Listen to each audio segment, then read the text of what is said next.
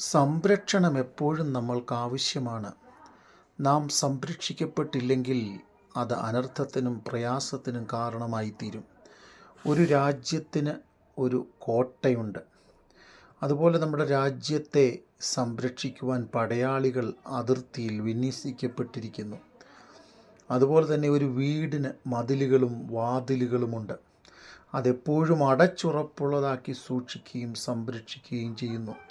എന്നാൽ ഒരു ദൈവമനുഷ്യനെ സംബന്ധിച്ചിടത്തോളം യഹോവയെക്കുറിച്ച് അവൻ എൻ്റെ സങ്കേതവും കോട്ടയും എന്ന് 91 സങ്കീർത്തനം അതിൻ്റെ 2 വാക്യം പറയുന്നു. അതെ, ദൈവിക സംരക്ഷണം ഒരു ദൈവ പൈതലിന് ദൈവം വാഗ്ദത്തം ചെയ്തിരിക്കുകയാണ്. നാം നമ്മുടെ ജീവിതയാത്രയിൽ മുൻപോട്ട് പോകുമ്പോൾ യഹോവ എൻ്റെ ശൈലവും എൻ്റെ കോട്ടയും എൻ്റെ രക്ഷകനുമാകുന്നു. 2 ശമൂവേൽ 2:12. യഹോവ എൻ്റെ ശൈലവും എൻ്റെ കോട്ടയും എൻ്റെ രക്ഷകനും എൻ്റെ ദൈവവും, ഞാൻ ശരണമാക്കുന്ന എൻ്റെ പാറയും എൻ്റെ പരിചയും എൻ്റെ രക്ഷയായ കൊമ്പും എൻ്റെ ഗോപുരവും ആകുന്നു. 18 സങ്കീർത്തനം അതിൻ്റെ 2 വാക്യം.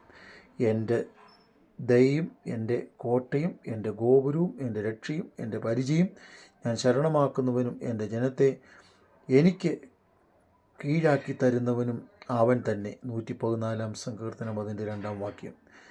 നഹൂമിൻ്റെ പ്രവചനം 1 അധ്യായം 7 വാക്യം. യഹോവ നല്ലവനും കഷ്ടദിവസത്തിൽ ശരണവുമാകുന്നു. അതെ, ഒരു ദൈവ പൈതലിനെ സംബന്ധിച്ചിടത്തോളം എപ്പോഴും ദൈവിക സംരക്ഷണം ദൈവം വാഗ്ദാനം ചെയ്തിരിക്കുക.